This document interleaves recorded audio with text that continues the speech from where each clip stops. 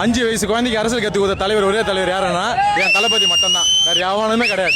5 வயசு குழந்தை இன்னைக்கு அரசியல் அப்பா விஜய்க்கு ஓட்டு போடுன்னு சொல்றாங்களா, யாரு காரணம்? அவர் ஒருத்தர் தான், வேற எந்த தலைவர் பத்தி நான் பேச வரல. ஒரே தளபதி, எங்க தளபதி. 4ஆம் தேதி ரிசல்ட் தெரியும், அன்னைக்கு பாருங்க இந்த கூட்டம் ஓட்டா மாறுதா என்னன்றது மட்டும் பாருங்க.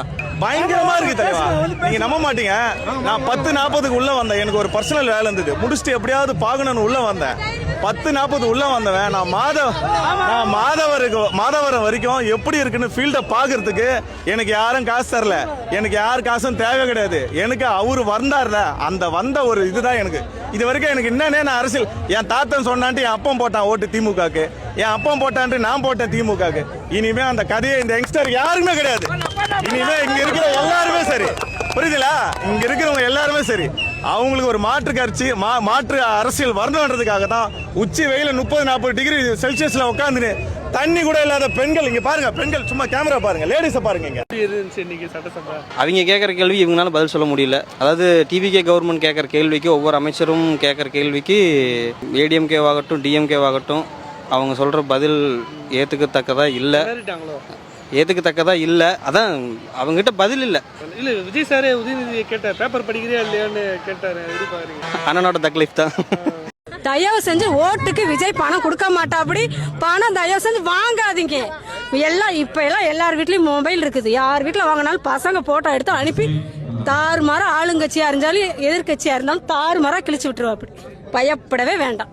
எம்ஜிஆர் ஆட்சியில நாங்க இருந்தோம், ஸ்கூல் படிக்கும் போது இருந்திருப்போம் மாட்டிருக்குது. அதுக்கப்புறம் இப்போ நாங்கள் கண்டிப்பாக எங்களோட ஜெனரேஷன் அனுபவிப்பாங்க. ஒரு நல்ல தமிழகத்தை வர வைப்பாங்க.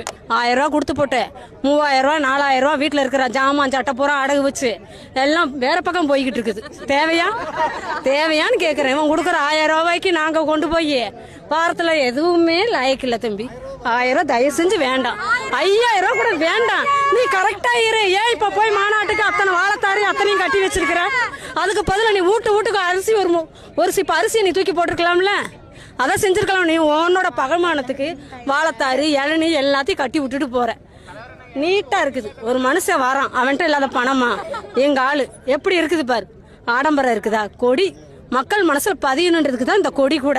உதயநிதி ஸ்டாலின் பாத்தீங்கன்னா இத்தனை நாளா காங்கிரஸ் நம்மளை ஏமாத்திருச்சு, இப்ப காங்கிரஸ் இனிமே ஒரு காலமா நாங்க அவங்க கூட சேர மாட்டோம் அப்படின்னு அவர் சொல்றாரு. உதயநிதி எல்லாம் எந்த வகையிலுமே சேர்க்க முடியாது. அவருக்கு எந்த விஷயமே கிடையாது. எந்த விஷயமே கிடையாதுன்னு நான் எப்படி சொல்றேன்னு கேட்டீங்கன்னா, சனாதனத்தை ஒழிப்போம் மட்டும் தான் பேசியிருக்கிறாரு. லஞ்ச ஊழலை ஒழிப்போம்னு ஒரு நாளும் பேசினது இல்ல. முஸ்லீம்களோட வாக்க வாங்கினா போதும் அப்படின்ற ஐடியால தான் எல்லாத்தையுமே பேசிக்கிட்டே இருக்கிறாரு. மைனாரிட்டி ஓட்டை மட்டும் தான் அவருக்கு யாரோ சொல்லி கொடுத்துருக்காங்க, அதை மட்டுமே பேசுறாரு. அவருக்கு தெரிஞ்சதெல்லாம் சினிமா எடுக்கிறதுக்கு தவிர அவர் வேற ஒன்றும் தெரிஞ்ச மாதிரி தெரியல. மறுபடியும் நடிக்க போறாரு. நடிக்க போனா நல்லதுன்னு நினைக்கிறேன் நான். அடுத்த விஜயா வரலாம் அப்படின்னு நினைக்கிறாரு போல. அது முதல்ல சொன்னேன் நான். அதாவது இப்ப கடந்த ஒரு 15 வருஷமா சினிமா இருந்த இடமே வேற. இன்னைக்கு